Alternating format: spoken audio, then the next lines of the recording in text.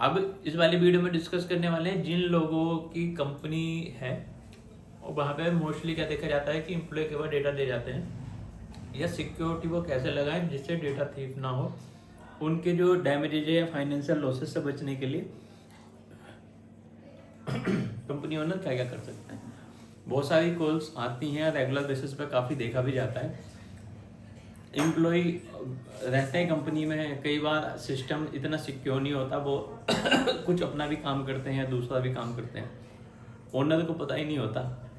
या रॉकेट सिंह वाली कहानी की रॉकेट में पॉकेट है कि खुद भी वहाँ पे होते हैं। सिमिलरली एक ऐसे बिजनेस सेटअप उन्होंने अपना क्या होता है, कई बार डेटा या लीड की वहाँ से चोरी होती है सॉरी।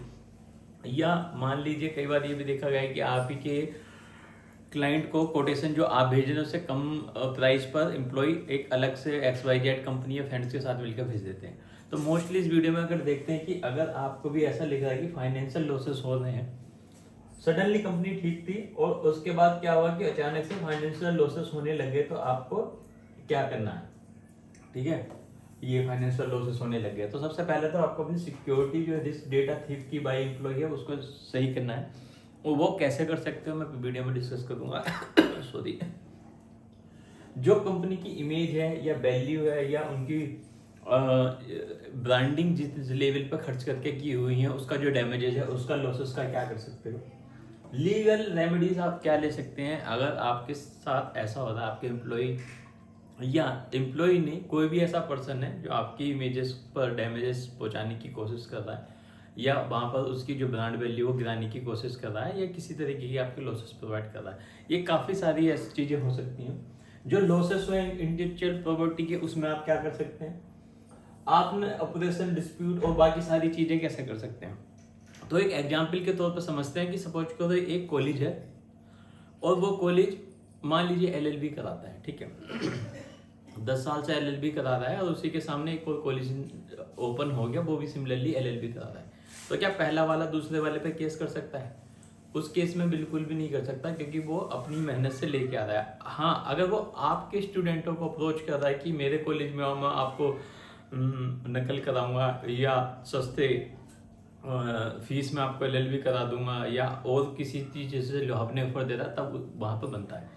सिमिलरली इसी केस में अगर कोई एम्प्लॉय, सबसे ज़्यादा एम्प्लॉय के बारे में क्यों, क्योंकि कॉर्पोरेट में आजकल जो है अगर आप कॉर्पोरेट लॉ देखते हैं या साइबर लॉ देखते हैं तो थीफ बाय एम्प्लॉय बहुत ही कॉमन हो चुका है। और ये क्यों हो चुका है, इसके काफ़ी सारे रीजन है, मैं डिस्कस करता हूँ। अगर आपके साथ भी है तो आप क्या रेमेडीज कर सकते हैं ताकि सेफ आप प्रोवाइड करा सकते हो सेफ्टी, ठीक है। इसमें रेमेडीज में आपको डिस्कस करता हूँ। सबसे पहले तो आपको ये ध्यान रखना है कि अपनी जो इंटरनेट की सिक्योरिटी है या जो आपका फायरवॉल है या आपका जो वहाँ पर हार्डवेयर नेटवर्क के इंजीनियर है उसको बोल के आप सिक्योर कर लीजिए। सिर्फ आप उन्हीं वेबसाइट को ओपन कीजिए जिनकी आपको ज़रूरत है, ठीक है, जिनको यानी कि इंटरनेट की फायरवॉल सिक्योरिटी, जिससे कि और कोई वेबसाइट वहां पे ओपन ही नहीं की जा सके। अब एक क्वेश्चन आता है, जो डिजिटल मार्केटर होते हैं वो तो आप सब उनकी तो ऐसी कोई सच मतलब उनको तो ये नहीं कह सकते कि कौन सी साइट वो ओपन करेंगे या कौन सी नहीं है, उनके लिए कौन सी इंपॉर्टेंट है।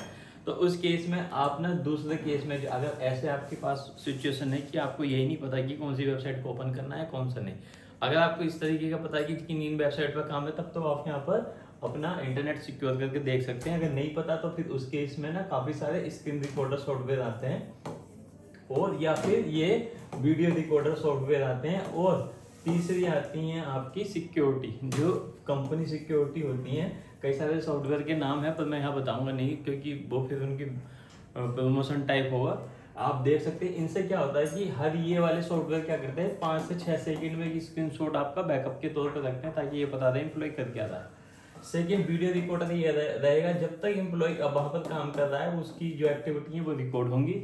और एक कंपनी रिकॉर्डर होता है, इसमें ये भी एक्टिविटी चलती है कि जो आपसे रिलेटेड चीजें हैं, जैसे काफी लोग क्लाउड पर डालते हैं, टीम्स पे यूज करते हैं, माइक्रोसॉफ्ट को यूज करते हैं, उनके अलावा अगर कोई एक्टिविटीज कर रहा है एम्प्लॉय तो वो आपको अलर्ट भेजती है। काफी सारे अगर गूगल करोगे तो आपको मिल जाएंगे, ठीक है। नंबर 3, अगर आपका डेटा है, मान लीजिए आपका ऐसा डेटा है जो सिक्योर करना है एम्प्लॉय, आपको लग रहा है कि एम्प्लॉय वहां से इसको यूज करके अपना कोई काम या आपको डैमेजेस पहुंचा सकता है तो उसको सिक्योर कीजिए। आप सीआरएम यूज कीजिए, सीआरएम को आप यूज कर सकते हो, या सीआरएम के अलावा सीएमएस होता है ना, क्लाइंट मैनेजमेंट सिस्टम, इसको आप यूज कर सकते हो। ये बेसिकली क्या प्रोवाइड करेगा, आपको हेल्प करेगा आपके डेटा को यूज करने के लिए। इसमें ये पता चल पाएगा कैसे करेगा कि आपके अलावा किसी और ने डाउनलोड किया, चेक किया, व्यू किया, तो आपको एक अलर्ट के रूप में आपको मिलता है। आप देख सकते हो कि इस एम्प्लॉय ने मेरा डेटा देखा है, इसने मेरा डेटा डाउनलोड किया है और इसने इसको 2-3 बार चेक किया है। तो इजीली उस एम्प्लॉय की एक्टिविटी ट्रैक कर सकते हो। फोर्थ, पंचिंग सिस्टम आप रखिए, ठीक है। अपने इस ऑफिस में पंचिंग सिस्टम रखने के साथ साथ आप अंदर डिवाइसेस ले जाना, पेन ड्राइव ले जाना, है ना, अपने डिसेबल कीजिए पीसीओ को, पेन ड्राइव ना लगा पाए, फ़ोन वगैरह के लिए लोकल बाहर रखिए। तो छोटी छोटी थोड़ी बहुत चीज़ें आप अगर रखते हैं तो इससे क्या